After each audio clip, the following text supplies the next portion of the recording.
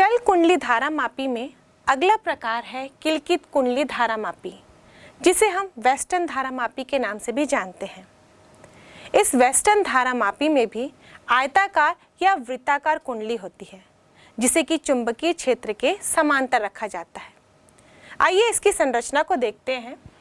यहाँ पर हम देख रहे हैं कि आयताकार कुंडली है और ये स्ट्रॉन्ग मैग्नेट्स हैं जो अवतल बेलनाकार होते हैं, जो कि रेडियल चुंबकीय क्षेत्र प्रोड्यूस कर सकते हैं।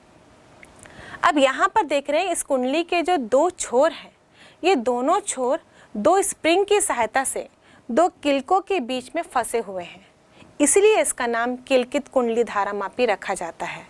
ये दोनों किलके इस धारामापी के एक एक सिरे से जुड़ी होती हैं। यहाँ हम देख रहे हैं कि P1 किलक यानी कि पाइवट P1 वो जुड़ा है T1 से और पाइवट P2 वो जुड़ा है T2 से। और जब धारामापी को किसी परिपथ में धारा का मापन करने के लिए जोड़ा जाएगा तो उसे परिपथ में 20 से काट कर हम इसे T1 और T2 की सहायता से श्रेणी क्रम में जोड़ देते हैं। यहाँ पर आप देखेंगे बच्चों कि इस कुंडली के साथ एक सुई जुड़ी हुई है और ये सुई एल्युमिनियम की बनी होती है, क्योंकि एल्युमिनियम अचुंबकीय पदार्थ है, यानी कि चुंबकीय क्षेत्र से ये प्रभावित नहीं होता। और ये चुंबकीय सुई के सामने एक वृत्तीय पैमाना है जिसके केंद्र में 0 है और दोनों साइड ये सुई गति कर सकती है। यहाँ पर हम देख रहे हैं कि दोनों साइड बराबर पैमाने बने हुए हैं और ये सुई दोनों ही साइड इन पैमानों में गति कर सकती है। इस पूरे सेटअप को एक अचुंबकीय बॉक्स के अंदर रखा जाता है ताकि आसपास के चुंबक का इस पर कोई प्रभाव ना पड़े। साथ ही पृथ्वी भी तो एक चुंबक ही है, तो पृथ्वी के चुंबकीय क्षेत्र से भी बचाने के लिए इसे अचुंबकीय बॉक्स के अंदर रखा जाता है और इसके सामने के हिस्से में कांच लगा दी जाती है। इसके सामने के हिस्से की दीवार कांच की इसलिए बनाई जाती है ताकि हम इसकी सहायता से जो पैमाने में सुई का विस्थापन है उसे देख सकें और प्रवाहित होने वाली धारा के मान को ज्ञात कर सकें। जैसे ही इस धारामापी में धारा को प्रवाहित किया जाएगा, धारा किसी भी एक सिरे से होते हुए, एक किलक से होते हुए कुंडली, फिर दूसरे किलक यानी दूसरे सिरे तक प्रवाहित होगी, या यूँ कहें कि धारा कुंडली से होते हुए प्रवाहित होगी। और जब धारा कुंडली से प्रवाहित होगी, जो कि कुंडली चुंबकीय क्षेत्र में रखा गया है, तो कुंडली में घूर्णी गति उत्पन्न होगी, यानी कि कुंडली में बल आघूर्ण कार्य करेगा, जिसके कारण वो कुंडली घूमने का प्रयास करेगी, यानी कि विक्षेपित होगी। अब जब कुंडली विक्षेपित होगी तो हम देख रहे हैं कि इसके साथ लगा हुआ पॉइंटर यानी कि सुई वो भी विक्षेपित होगा और ये कुंडली इस वृत्तीय पैमाने में गति करने लगेगा। हमको इसी वृत्तीय पैमाने का पाठ्यांक नोट करना है, जिससे कि हम धारामापी में बहने वाली धारा को ज्ञात कर सकें। जब कुंडली घूर्णी गति करती है तो ये कुंडली के दोनों सिरे दो स्प्रिंग की सहायता से दो किलकों से जुड़े हुए हैं, तो ये स्प्रिंग भी ऐंठ जाते हैं और जैसे ही धारा का प्रवाह बंद होता है तो ये स्प्रिंग कुंडली को वापस लाने का प्रयास करते हैं। यानी कि जो कुंडली में विक्षेप हो रहा है वो कब तक होगा? जब तक इस स्प्रिंग के द्वारा ऐंठन उसे संतुलित ना कर दे, और यही इस धारामापी का सिद्धांत है। इसलिए हम यूँ कह सकते हैं कि कुंडली में विक्षेपक बल का आघूर्ण इस स्प्रिंग के ऐंठन बल के आघूर्ण के बराबर होना चाहिए। अब विक्षेपक बल का आघूर्ण कितना होगा? हम विक्षेपण बल के आघूर्ण की कैलकुलेशन पहले ही कर चुके हैं। ये होगा टाउ बराबर NIBA साइन थीटा। यहाँ थीटा बराबर 90 होगा, क्योंकि मैंने आपको बताया कि कुंडली का तल और चुंबकीय क्षेत्र दोनों एक समान होंगे, इसलिए इनके बीच का कोण होगा 90 डिग्री। और साइन 90 का मान होता है 1। यहाँ पर अधिकतम टॉर्क लगेगा, बल युग्म का आघूर्ण अधिकतम होगा, तो हम यहाँ पर टाउ बराबर लिखेंगे NIBA। अब ऐंठन बल युग्म का आघूर्ण कितना होगा? मान लीजिए कुंडली में विक्षेप φ और A प्रति एकांक विक्षेप का ऐंठन है, तो यहाँ पर हम ऐंठन बल आघूर्ण बराबर लिखेंगे K × phi। तो धारामापी के सिद्धांत के अनुसार विक्षेपक बल युग्म का आघूर्ण ऐंठन बल युग्म के आघूर्ण के बराबर होगा। तो हम लिखेंगे NIBA बराबर K phi और यहाँ से I बराबर होगा K phi अपॉन NAB। यहाँ हम देखें K, N, A और B ये सारे नियतांक हैं, इसलिए इन सारे नियतांकों को हम एक नए नियतांक के रूप में लिखते हैं और इसे हम दर्शाएंगे G से। तो G बराबर हो जाएगा K अपॉन NAB, जहाँ G गैल्वेनोमीटर नियतांक कहलाता है। और यहाँ से हम देखें तो I बराबर हो जाएगा G phi और यूँ कहें तो I यानी कि धारामापी में से प्रवाहित होने वाली धारा समानुपाती होती है phi यानी कि विक्षेप के। कुंडली में जितना विक्षेप हो रहा है उतना विक्षेप सुई में हो रहा है। तो ये विक्षेप दोनों के लिए समान होगा, क्योंकि जो सुई है वो कुंडली से ही अटैच थी और डायरेक्ट ही गति कर रही थी इस पैमाने पर। तो यहाँ पर phi या तो यूँ कहे कि कुंडली का विक्षेप है या फिर सुई का विक्षेप है। इसलिए इस प्रकार के धारामापी में पाठ्यांक निकालना आसान होता है, क्योंकि यहाँ पर हम डायरेक्ट विक्षेप को वृत्तीय पैमाने में नोट कर सकते हैं। जब हमने निलंबित कुंडली धारामापी के बारे में चर्चा की थी तो वहाँ हमने देखा था कुंडली ऐंठ रही थी, उसके कारण उसमें निलंबन तार में लगा हुआ दर्पण भी घूम रहा था, लेकिन हमने वहाँ पर लैंप पैमाने की व्यवस्था की थी और उस दर्पण के घूमने के कारण उस प्रकाश में भी विस्थापन हो जा रहा था। तो पहले हमको उस प्रकाश का विस्थापन नोट करना था, जो कि थोड़ा सा इससे डिफ़िकल्ट है। साथ साथ उस पूरे सेटअप को हमको समायोजित भी करना था। इसलिए निलंबित कुंडली धारामापी की तुलना में किल्कित कुंडली धारामापी से मापन आसान होता है। और ये किल्कित कुंडली धारामापी ये अत्यंत सुग्राही होता है। इसकी सहायता से 10⁻⁻6 एम्पियर की धारा को भी ज्ञात किया जा सकता है। इसलिए किसी परिपथ में अविक्षेप की स्थिति हमको ज्ञात करनी हो तो हम किल्कित कुंडली धारामापी का ही इस्तेमाल करते हैं। ये किल्कित कुंडली धारामापी में चुंबक बहुत ही शक्तिशाली होते हैं, इसलिए ये पृथ्वी के चुंबकीय क्षेत्र या अन्य चुंबक के चुंबकीय क्षेत्र से प्रभावित नहीं होते। साथ ही ये किल्कित कुंडली धारामापी रुद्रदोल होता है, यानी कि डेड बीट गैल्वेनोमीटर होता है। हम देखते हैं कि जब धारामापी की सुग्राहिता अत्यधिक होती है तो अल्प धारा में भी उसकी सुई बहुत ज़्यादा विक्षेपित होगी, जिसके कारण हमको कभी कभी पाठ्यांक लेने में परेशानी होती है। तो ये किल्कित कुंडली धारामापी डेड बीट होती है, यानी कि रुद्रदोल। यहाँ पे सुई ज़्यादा विक्षेपित नहीं होती, क्योंकि हमने जो एल्युमिनियम की फ्रेम का इस्तेमाल किया था।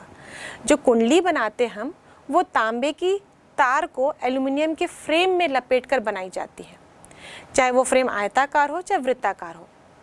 अब जब इस फ्रेम को चुंबकीय क्षेत्र में रखा जाता है तो चूँकि एल्युमिनियम चालक है, इसीलिए यहाँ पर भंवर धाराएं उत्पन्न हो जाती हैं और भंवर धाराएं हमेशा मुख्य धारा का विरोध करती है और इसी कारण यहाँ पर जो मुख्य धारा के कारण इस सुई में अत्यधिक विक्षेप हो रहा था वो उसका विरोध करेगी, जिसके कारण कुंडली में असंभावित विक्षेप कम हो जाएगा और सुई में भी असंभावित विक्षेप कम हो जाएगा, जिसके कारण हम पाठ्यांक अच्छी तरह से ले सकते हैं। तो इस प्रकार हम देखते हैं कि ये किल्कित कुंडली धारामापी निलंबित कुंडली धारामापी की तुलना में इस्तेमाल में आसान होती है। अब बच्चों ये बताइए कि आपके स्कूल के लैब में जो आपने धारामापी देखा होगा वो काले रंग का होता है, जिसके सामने कांच या प्लास्टिक का पारदर्शी दीवार होता है और जिसके अंदर हमको वृत्तीय पैमाना दिखता है, वो किस प्रकार का धारामापी है? निश्चित रूप से ही वो किल्कित कुंडली धारामापी है। अब जैसा कि मैंने बताया कि धारामापी की सुग्राहिता बहुत अधिक होती है और किसी भी परिपथ में विद्युत धारा का मापन करने के लिए हम धारामापी को परिपथ के साथ श्रेणी क्रम में जोड़ देते हैं ताकि उसमें से पूरी धारा प्रवाहित हो सके। क्योंकि धारा मापी की जो कुंडली होती है वो पतले तांबे की तार की बनाई जाती है और जब इसमें से अत्यधिक धारा प्रवाहित हो तो धारा के ऊष्मीय प्रभाव के कारण इस पतले तार की कुंडली में ऊष्मा उत्पन्न हो जाएगी, क्योंकि पतले तार की कुंडली का प्रतिरोध अधिक होगा, इसलिए उसमें से उत्पन्न होने वाली ऊष्मा की मात्रा भी अधिक होगी। तो जब अत्यधिक धारा प्रवाहित होती है तो इस कुंडली के जलने के चांसेस भी होते हैं, मतलब ये तांबे की धार पिघल सकती है, जल सकती है। साथ ही साथ अत्यधिक धारा प्रवाहित करने से विक्षेप भी अत्यधिक होगा इस कुंडली में, यानी कि उससे जुड़े हुए सुई में भी विक्षेप अधिक होगा। तो अत्यधिक विक्षेप होने से ये कुंडली के साथ जुड़ी सुई इस वृत्तीय पैमाने पर ज़्यादा गति करेगी और उसके कारण इस सुई के टूटने के भी चांसेस होते हैं। तो धारा मापी को इन क्षतियों से बचाने के लिए इसके साथ हम समांतर क्रम में मोटे तांबे की तार जोड़ देते हैं। अब ये मोटे तांबे की तार जोड़ने से ये धारा मापी किस प्रकार सुरक्षित रहेगी, इसको समझने के लिए हम इसका सर्किट डायग्राम देखते हैं। मान लीजिए ये धारा मापी है जिसे हम G से दर्शा रहे हैं और इसके साथ समांतर क्रम में हम एक मोटे तांबे की तार जोड़ रहे हैं। जब धारा प्रवाहित होगी तो यहाँ धारा के प्रवाह के लिए दो मार्ग हो जाएंगे, क्योंकि धारा मापी के साथ ये तार समांतर क्रम में जुड़ा हुआ है। अब मोटे तांबे की तार का प्रतिरोध कम होता है और धारा मापी के अंदर जो कुंडली है वह पतले तांबे की तार की बनी हुई है, तो उसका प्रतिरोध अधिक होगा। अब जिस मार्ग में प्रतिरोध कम होगा, धारा उसी मार्ग से प्रवाहित होगी। तो यहाँ पर हम देखते हैं कि अत्यधिक धारा इस तांबे की तार से होते हुए गुजर जाएगी और धारा का अल्प पोर्शन, कम पोर्शन उस धारा मापी से होकर गुजरेगा। तो वहाँ पर धारा मापी की कुंडली के जलने के चांसेस या फिर उसके सुई के अधिक विक्षेप से टूटने के चांसेस कम हो जाते हैं। तो इस प्रकार ये मोटे तांबे की तार इस धारा मापी को क्षतिग्रस्त होने से बचा सकती है। और यह मोटे तांबे की तार जिसका प्रतिरोध कम होता है, जिसे हम धारा मापी के साथ समांतर क्रम में जोड़ते हैं, इसे हम शंट के नाम से जानते हैं। यदि हम इस परिपथ को देखें जिसमें कि I धारा प्रवाहित हो रही है, तो जैसे ही ये संधि पर पहुंचेगी, धारा के पास दो मार्ग हो जाएंगे। यहाँ पर एक परिपथ धारा मापी से होकर गुजर रहा है और दूसरा मार्ग इस शंट से होकर गुजर रहा है, तो धारा दो भागों में बट जाएगी। धारा मापी से गुजरने वाली धारा को हम IG से दर्शा रहे हैं और इस शंट से गुजरने वाली धारा को हम IS से दर्शा रहे हैं। धारा मापी की कुंडली और शंट समांतर क्रम में जुड़े हैं, अतः धारा मापी के सिरों के बीच विभव अंतर बराबर शंट के सिरों के बीच विभव अंतर होगा। धारा मापी के सिरों के बीच विभव अंतर कितना होगा? ये धारा मापी के प्रतिरोध और धारा मापी में बहने वाली धारा का गुणनफल होगा। शंट के सिरों के बीच विभव अंतर शंट का प्रतिरोध और शंट से बहने वाली धारा का गुणनफल होगा। इसलिए हम लिखेंगे Ig इंटू G बराबर IS इंटू S, और यहाँ से IS अपॉन IG बराबर होगा G अपॉन S। यदि हम दोनों पक्षों में एक जोड़ देते हैं तो हमें मिलेगा IS अपॉन IG प्लस 1 बराबर G upon S plus 1। LCM लेकर इसे हल करेंगे तो IS plus IG upon IG equal to G plus S upon S। अब समीकरण 1 में हमने देखा I बराबर IG प्लस IS होता है, तो यहाँ IG प्लस IS के स्थान पर हम I लिखेंगे तो हमें मिलेगा I upon IG equal to G plus S upon S, और IG अपॉन I बराबर होगा S upon G plus S। यह सूत्र शंट के सिद्धांत का मुख्य आधार है और इसी सूत्र से हम कैलकुलेट कर सकते हैं कि यदि हमें धारा मापी का nवां भाग प्रवाहित करना हो तो शंट प्रतिरोध कितना होना चाहिए। यदि मुख्य धारा I का nवां भाग धारा मापी से प्रवाहित करनी हो तो इसका मतलब I बराबर N इंटू IG होगा, या फिर Ig/I बराबर 1/n होगा। यह मान इस समीकरण में रखने पर हमें मिलेगा 1/n इक्वल टू S/G+S।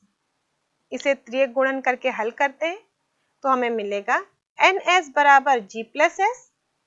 अब S वाले टर्म को हम एक साथ लिखते हैं, NS minus S equal to G।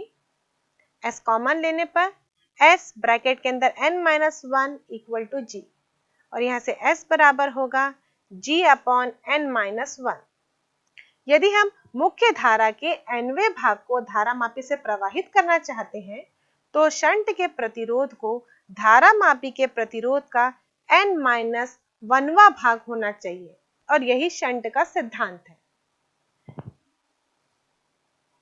इस सिद्धांत को अच्छी तरह से समझने के लिए हम एक उदाहरण लेते हैं। मान लो धारामापी का प्रतिरोध 25 ओम है। मुख्य धारा के 10वें भाग को उसमें से होकर प्रवाहित करना है, तब शंट प्रतिरोध कितना होना चाहिए? तो जो सूत्र हमने ज्ञात किया है S बराबर G/n-1। यहां से हम देखें तो धारामापी का प्रतिरोध 25 है और हम इस धारामापी में मुख्य धारा का 10वां भाग प्रवाहित करना चाहते हैं, यानी कि n बराबर 10 है।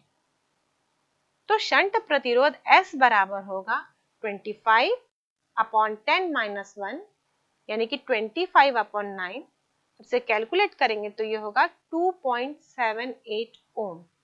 इसका मतलब 25 ओम के धारामापी में यदि हम मुख्य धारा का 10वां भाग प्रवाहित करना चाहते हैं तो उसमें 2.78 ओम का शंट प्रतिरोध लगाना होगा। तो इस प्रकार बच्चों, इस शंट के सिद्धांत को जानने के बाद आइए देखते हैं शंट के क्या क्या लाभ हैं। सबसे पहला तो ये धारामापी को क्षतिग्रस्त होने से बचाता है, उसकी कुंडली को जलने से, उसके संकेतक को टूटने से बचाता है यदि अत्यधिक धारा प्रवाहित हो रही हो तो।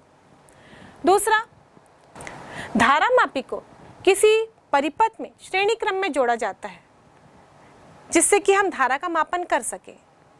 तो धारामापी से पूरी धारा प्रवाहित हो जाए, इसके लिए धारामापी का प्रतिरोध कम होना चाहिए, और इसके प्रतिरोध को कम करने के लिए ही हम शंट का इस्तेमाल करते हैं, क्योंकि शंट समांतर क्रम में जोड़ा गया कम प्रतिरोध की तार होती है। तो जब समांतर क्रम में हम दो प्रतिरोधों का संयोजन करते हैं तो हम जानते हैं कि वैसे भी तुल्य प्रतिरोध का मान कम हो जाएगा, इसीलिए हम शंट का इस्तेमाल करते हैं। या यूं कहें, किसी भी धारामापी के साथ यदि हम उसकी कुंडली में कम प्रतिरोध की तार समांतर क्रम में जोड़ देते हैं तो उस धारामापी के परास को बढ़ाया जा सकता है। इस शंट की हानियां भी हैं। हम जानते हैं कि धारामापी अत्यंत ही सुग्राही होता है, लेकिन जब हम शंट लगा देते हैं तो धारा का बहुत सारा भाग इस शंट से होकर प्रवाहित हो जाता है, जिसके कारण धारामापी की सुग्राहिता कम हो जाती है। और जब हमको अविक्षेप की स्थिति प्राप्त करनी हो इस धारामापी की सहायता से, उस कंडीशन में हम सही मान ज्ञात नहीं कर पाएंगे। इसलिए जब किसी परिपथ में अविक्षेप की स्थिति प्राप्त करनी हो, उस समय हमें शंट को धारामापी से अलग कर देना चाहिए, ताकि हम इस स्थिति को सही तरीके से नाप सकें। अब इस शंट के क्या क्या उपयोग हैं? सबसे पहले तो ये धारामापी को सुरक्षित रखता है। दूसरा, धारामापी के साथ शंट लगाकर धारामापी को अमीटर में परिवर्तित किया जा सकता है, और शंट का इस्तेमाल करके अमीटर के परास को भी बढ़ाया जा सकता है। तो आइए देखते हैं बच्चों कि किस प्रकार हम धारामापी के साथ शंट करके उसे अमीटर में रूपांतरित कर सकते हैं। बच्चों, अमीटर क्या होता है? अमीटर एक ऐसा उपकरण है जिसकी सहायता से परिपथ में बहने वाली धारा का मापन किया जाता है, और ये उपकरण सदैव ही परिपथ में श्रेणी क्रम में जोड़ा जाता है।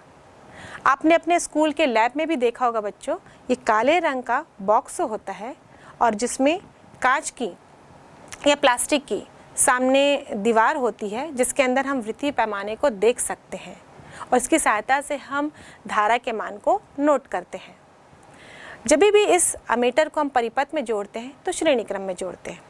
कारण ये है कि हम किसी परिपथ से यदि धारा का मापन करना चाहते हैं तो ये पूरी धारा को इस अमीटर से होकर गुजरना है, तभी तो ये पूरी धारा का मान नोट कर सकेगा, उसका मापन कर सकेगा। तो एक अमीटर का प्रतिरोध कम होना चाहिए, तभी तो उसमें से पूरी की पूरी धारा प्रवाहित हो सके। यदि अमीटर में स्वयं ही बहुत प्रतिरोध हुआ तो वो धारा को प्रवाहित होने नहीं देगा, जिससे कि हम धारा के मान का सही मापन नहीं कर सकते। तो धारा के मान को सही तरीके से नापने के लिए एक अमीटर का प्रतिरोध कम होना चाहिए। और यदि हम आदर्श एमीटर की बात करें तो आदर्श एमीटर का प्रतिरोध 0 ही माना जाता है। लेकिन किसी भी अमीटर की संरचना हम देखें तो उसके अंदर कुंडली होती है जो कि तांबे की तार की बनी होती है, और तांबे की तार का प्रतिरोध 0 नहीं हो सकता, उसको कम किया जा सकता है। और उसको कम करने के लिए ही हम उसकी कुंडली के साथ समांतर क्रम में कम प्रतिरोध का तार जोड़ देते हैं, जिसे हम शंट कहते हैं। क्योंकि जब दो प्रतिरोधों का संयोजन किया जाता है तो हम देखते हैं कि परिणामी प्रतिरोध का मान, तुल्य प्रतिरोध का मान कम होने लगता है। तो जितना कम प्रतिरोध का शंट हम उस धारामापी की कुंडली के साथ जोड़ेंगे उतना ही अमीटर का प्रतिरोध भी कम हो जाएगा। और इस प्रकार हम धारामापी की कुंडली के साथ समांतर क्रम में कम प्रतिरोध की तार को जोड़कर उसे अमीटर में रूपांतरित कर सकते हैं। जब हम शंट को धारामापी के साथ जोड़ते हैं तो उसका सर्किट कुछ इस प्रकार दिखता है। अब ये शंट प्रतिरोध कितना होना चाहिए, तो हम देख रहे हैं कि अगर I धारा इस परिपथ से प्रवाहित हो रही है तो इसके पास 2 मार्ग होंगे। ये धारामापी से प्रवाहित होने वाली धारा को हम IG से दर्शा रहे हैं, और जो धारा बच रही है यानी कि I माइनस IG वो इस कम प्रतिरोध की तार यानी कि शंट से होकर गुजर रही है। ये शंट और धारामापी की कुंडली दोनों समांतर क्रम में है, इसलिए इन दोनों के सिरों के बीच विभव अंतर भी सेम होगा। तो हम दोनों के विभव अंतर को समान करेंगे यानी कि बराबर करेंगे। शंट का विभव अंतर कैसे निकालेंगे, उसमें प्रवाहित होने वाली धारा और उसके प्रतिरोध को गुणा करेंगे, क्योंकि ओम के नियम से V इक्वल टू होता है IR, विभवांतर बराबर प्रतिरोध इंटू धारा।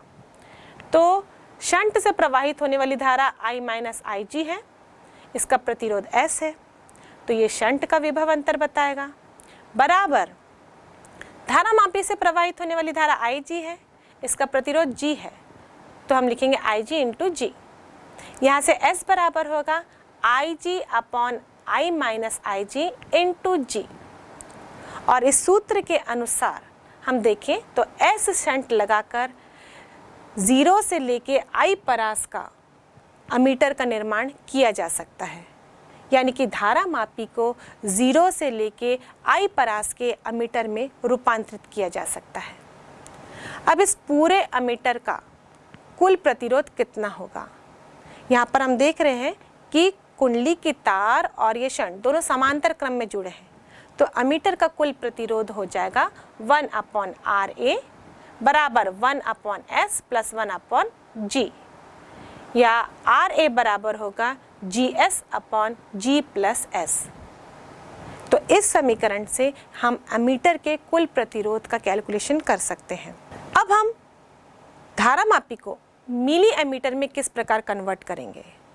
बच्चों, ये क्वेश्चंस एग्जाम में आते हैं कि धारामापी को एमीटर में किस प्रकार कन्वर्ट किया जाता है या मिली एमीटर में किस प्रकार कन्वर्ट किया जाता है। तो हम जानते हैं कि मिली एमीटर का प्रतिरोध सामान्य एमीटर की तुलना में थोड़ा अधिक होता है, क्योंकि ये मिली में यानी कि अल्प धारा का मापन कर रहा है, इसलिए इस मिली एमीटर का प्रतिरोध सामान्य एमीटर की तुलना में अधिक होता है। मतलब अब धारामापी को यदि मिली एमीटर में कन्वर्ट करना है तो इसका प्रतिरोध सामान्य एमीटर की तुलना में थोड़ा सा अधिक होना चाहिए। इसका मतलब जो एमीटर का प्रतिरोध था उसके मान को हमको बढ़ाना है, तो हम जो शंट इस्तेमाल कर रहे हैं उसके प्रतिरोध को बढ़ा देंगे। इस तरह से थोड़े से अधिक प्रतिरोध के शंट का इस्तेमाल करके हम धारा मापी को मिली एमीटर में परिवर्तित कर सकते हैं। तो आइए बच्चों, इसके आधार पर हम एक आंकिक प्रश्न सॉल्व करते हैं। एक धारा मापी में जिसकी कुंडली का प्रतिरोध 100 ओम है, 1 मिली एम्पियर की धारा प्रवाहित करने पर पूर्ण स्केल विक्षेप प्राप्त होता है। इसे 1 एम्पियर पर आस के एमीटर में परिवर्तित करने के लिए आवश्यक प्रतिरोध की गणना कीजिए। प्रश्न में दिया गया है G बराबर 100 ओम, IG बराबर 1 मिली एम्पियर, मिली एम्पियर को एम्पियर में कन्वर्ट करेंगे 1/1000 एम्पियर, यानी कि 1 × 10⁻³ एम्पियर, और I बराबर 1 एम्पियर है। मान लो धारा मापी की कुंडली के साथ S प्रतिरोध का शंट जोड़ा जाता है, तो सूत्र अनुसार S बराबर Ig/I - Ig × G। अब ये सारे मान इस सूत्र में रख देने पर हमें मिलेगा 100/999, जिसे सॉल्व करेंगे तो ये होगा 0.1 ओम। धारा मापी को वोल्ट मीटर में भी रूपांतरित किया जा सकता है। ये वोल्ट मीटर ऐसा उपकरण होता है जो किसी परिपथ में दो बिंदुओं के बीच में विभव अंतर का मापन कर सकता है। तो इस वोल्ट मीटर को परिपथ में किस प्रकार जोड़ा जाता है? इस वोल्ट मीटर को किसी भी परिपथ में समांतर क्रम में जोड़ा जाता है यदि उस परिपथ के किसी दो बिंदुओं के बीच में हमको विभव अंतर का मान ज्ञात करना हो। तो मान लीजिए हमारे पास परिपथ में एक प्रतिरोध है और इसके सिरों के मध्य हमको विभव अंतर ज्ञात करना हो, तो हम उन दोनों बिंदुओं के साथ इस वोल्ट मीटर को समांतर क्रम में जोड़ देंगे। अब जब धारा प्रवाहित होगी तो यहाँ पर धारा के प्रवाह के लिए दो मार्ग हो जाएंगे, यानी कि कुछ धारा वोल्ट मीटर से भी प्रवाहित हो जाएगी और कुछ धारा तो मुख्य परिपथ से प्रवाहित होगी। यानी कि यूं कह सकते हैं हम कि मुख्य परिपथ में धारा का मान परिवर्तित हो जाएगा और धारा के मान में परिवर्तित हुआ तो उसके सिरों के मध्य विभव अंतर भी परिवर्तित हो जाएगा। इसीलिए एक वोल्ट मीटर का प्रतिरोध अधिक होना चाहिए ताकि उस परिपथ में से जिसमें कि वोल्ट मीटर जोड़ा है धारा प्रवाहित ना हो। पूरी धारा मुख्य परिपथ में से ही प्रवाहित हो जिस परिपथ में हमको विभव अंतर ज्ञात करना हो। तो अब धारा मापी को वोल्ट मीटर में परिवर्तित करने के लिए हमारे पास ये कॉन्सेप्ट है कि वोल्ट मीटर का प्रतिरोध अधिक होना चाहिए। अब धारा मापी के प्रतिरोध को बढ़ाने के लिए हम क्या करेंगे? उसकी कुंडली के साथ उच्च प्रतिरोध का तार श्रेणी क्रम में जोड़ देंगे, क्योंकि हम जानते हैं कि प्रतिरोधों के श्रेणी क्रम संयोजन में तुल्य प्रतिरोध का मान बढ़ जाता है। तो जितने ही उच्च प्रतिरोधों को आप जोड़ेंगे उतना ही तुल्य प्रतिरोध का मान बढ़ जाएगा। तो यहाँ पर हम धारा मापी को वोल्ट मीटर में परिवर्तित करने के लिए उसकी कुंडली के साथ एक उच्च प्रतिरोध की तार श्रेणी क्रम में जोड़ देते हैं।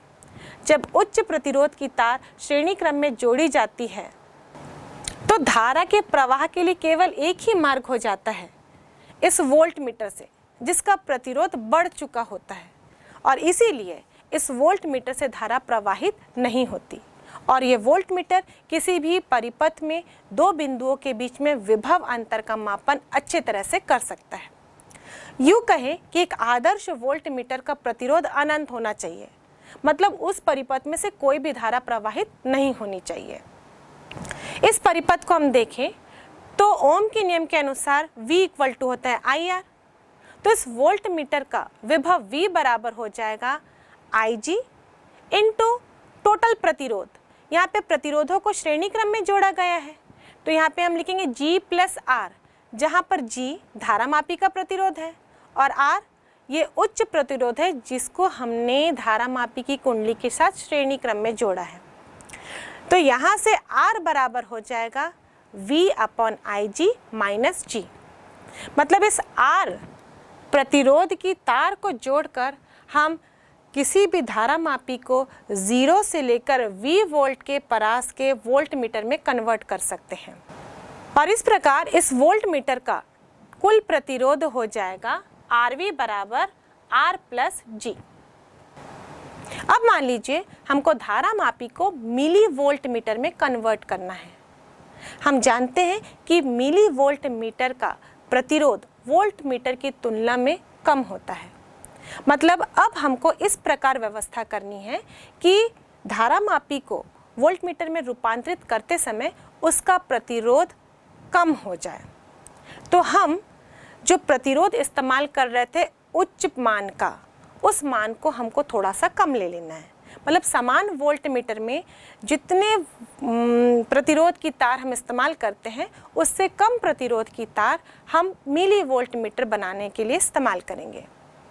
तो इस प्रकार कम प्रतिरोध की तार को यदि श्रेणी क्रम में जोड़ा जाता है धारा मापी की कुंडली के साथ, तो इस प्रकार सामान्य वोल्ट मीटर में जितने प्रतिरोध की तार हम इस्तेमाल करते थे उससे कम प्रतिरोध की तार को हम धारा मापी की कुंडली के साथ श्रेणी क्रम में जोड़कर उसे मिली वोल्ट मीटर में कन्वर्ट कर सकते हैं। तो बच्चों, इस सिद्धांत के आधार पर आइए एक अंकित प्रश्न बनाते हैं और अमीटर और वोल्ट मीटर में अंतर स्पष्ट करते हैं। एक धारा मापी को जिसकी कुंडली का प्रतिरोध 100 ओम है और जो 5 मिली एम्पियर की धारा प्रवाहित करने पर पूर्ण स्केल विक्षेप देता है, 0 से 10 वोल्ट परास के वोल्ट मीटर में परिवर्तित करने के लिए आवश्यक प्रतिरोध के मान की गणना कीजिए। हमें धारा मापी को वोल्ट मीटर में परिवर्तित करना है। इसके लिए हम मानते हैं कि कुंडली के साथ श्रेणी क्रम में R ओम का प्रतिरोध जोड़ा जाता है। इस प्रश्न में दिया गया है G बराबर 100 ओम, IG बराबर 5 मिली एम्पियर और वोल्ट मीटर का वोल्ट होगा 10 वोल्ट। सूत्र अनुसार R बराबर V upon IG minus G। अब ये सारे मान हम इस समीकरण में रखेंगे। यहाँ IG बराबर 5 मिली एम्पियर है, तो मिली एम्पियर को हम एम्पियर में कन्वर्ट करेंगे, यानी कि 1000 से भाग देंगे, तो ये हो जाएगा 5 × 10⁻³ एम्पियर। और सूत्र में मान रखने पर हमें मिलेगा 2000 माइनस 100 यानी कि 1900 ओम। तो इस प्रकार 1900 ओम का प्रतिरोध कुंडली के साथ श्रेणी क्रम में जोड़ने से धारा मापी को 10 वोल्ट के परास के वोल्ट मीटर में परिवर्तित किया जा सकता है। अमीटर, वोल्ट मीटर, इसकी सहायता से विद्युत परिपथ में बहने वाली धारा की माप की जाती है। इसकी सहायता से विद्युत परिपथ के किन्हीं दो बिंदुओं के बीच विभव अंतर की माप की जाती है। इसकी कुंडली के साथ समांतर क्रम में अल्प प्रतिरोध का शंट जोड़ा जाता है। इसकी कुंडली के साथ श्रेणी क्रम में उच्च प्रतिरोध का तार जोड़ा जाता है। इसे विद्युत परिपथ में सदैव श्रेणी क्रम में जोड़ा जाता है। इसे विद्युत परिपथ में सदैव समांतर क्रम में जोड़ा जाता है। इसका प्रतिरोध बहुत ही कम होता है। एक आदर्श अमीटर का प्रतिरोध 0 होता है। इसका प्रतिरोध अत्यधिक होता है। एक आदर्श वोल्टमीटर का प्रतिरोध अनंत होता है।